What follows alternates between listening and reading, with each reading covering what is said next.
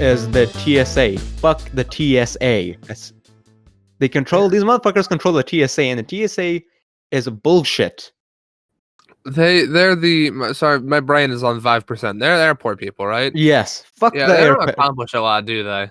No, they're a bullshit. Actually, and also before I go into that rant, Peter's going to come in. Oh, tight! Look, we have a third host. Yes, finally. Yay! Get your sweet ass in here! I swear to God.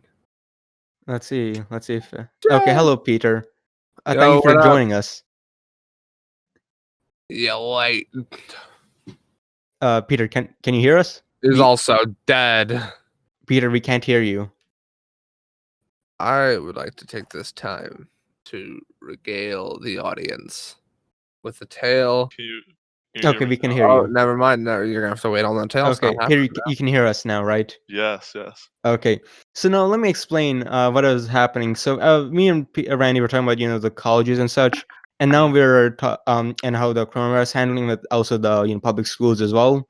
Mhm. When like our younger siblings under like K to 12, Gonna sum it up in during 2 this fall. sentences. We got from colleges to the TSA.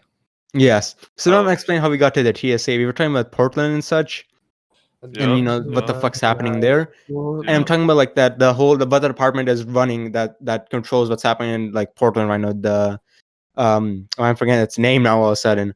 The Department of Homeland Security. Yeah.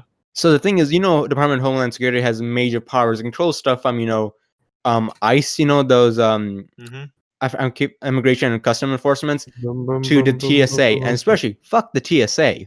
You know what I mean? Yeah.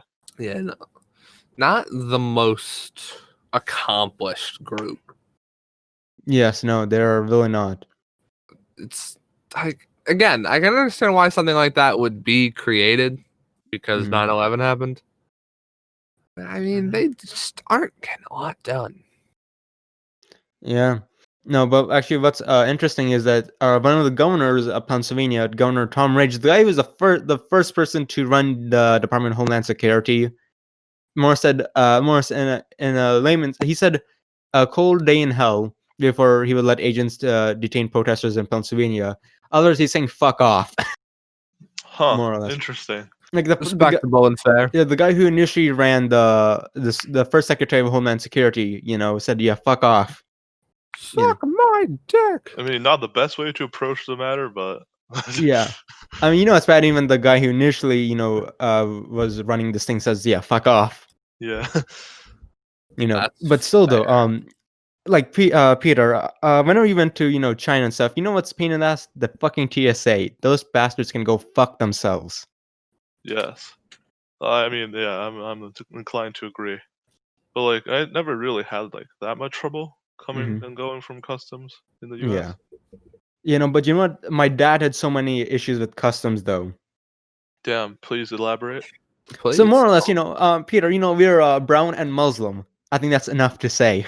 Fair. Fair. So the thing is, like, me, my brothers, my mom, we're all fine. I mean, whenever we went to the UK, to Pakistan, either one, like when we went to the UK, Pakistan initially, we were having some troubles coming back, because of customs and such as like, oh shit, terrorism or something.